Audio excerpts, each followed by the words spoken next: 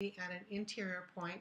When we have discontinuity at an interior point, what's happening here is 0 is okay, 3 is okay, but x equal to 1 is not okay. So we want to separate the integrals right here, and then we want to go through the process of evaluating each one. At an endpoint, in this case, it is at 2, and so when we set up the integral, we're going to want to substitute 2 in for with some letter and allow c to approach 2 from the left-hand side, since we're wanting to get close to 2 in that direction. Okay, sometimes you can't integrate you can't integrate directly, so you often have to compare. And in this case, what we're saying here is,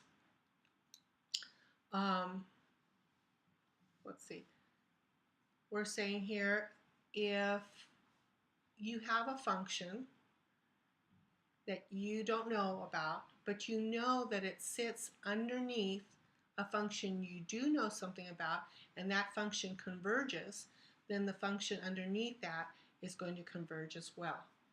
Now, the opposite, we can also look at it this way. Let me go ahead and undo this.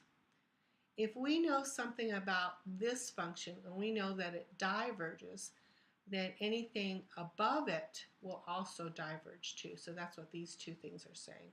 So let's take a look at this situation.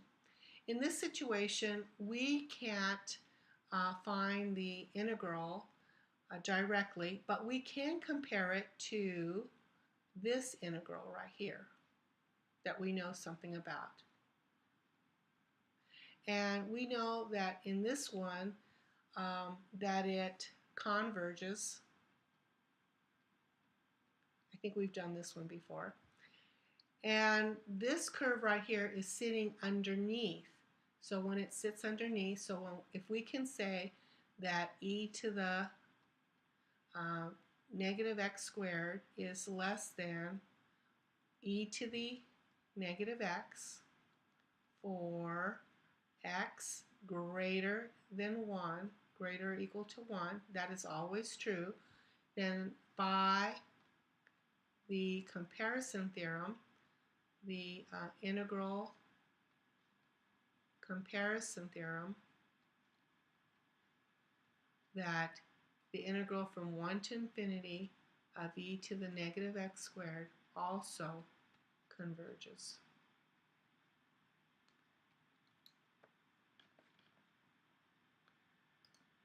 All right, so we want to show that this converges. And to show this converges, we need to compare it to another integral that we know something about. The integral needs to at least converge or diverge. Now, which one do I want to choose? I want to look at this power. This is a power of 3, and this is a 1/2 power. So I want it to compare it to x to the 3/2 power, and from 1 to infinity. All right, let's go ahead and I know this is a p-test, and remember, as long as p is greater than 1 from a constant to infinity, then I know this converges. And that's all I need to know, is that it converges. I don't need to actually know the value or use the formula to find the value.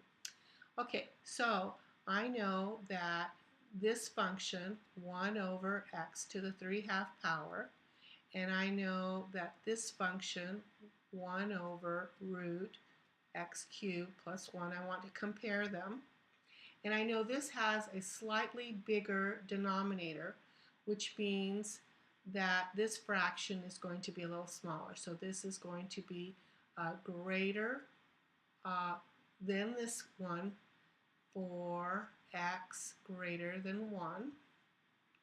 And you can even put a 1 here and a 1 here and see that this number is bigger than that. So we see that this is underneath this graph. So by the integral comparison theorem, since this is underneath this, we can say this integral 1 to infinity dx over root x cubed plus 1 also converges. So since the graph is sitting underneath a converging graph, it also converges. Okay, here's a summary of what we've done through the whole lesson. We've looked at improper integrals. We've taken a look at what happens when there's discontinuities at the endpoint. We've looked at these p-tests right here. We just did that. And we took a look at the comparison test. Be careful about using those. Remember, you can't use these in some cases. So if you find something that sits on top of something that converges, you can't say it converges. Like also, if you find that something sits underneath something that diverges, then you still can't say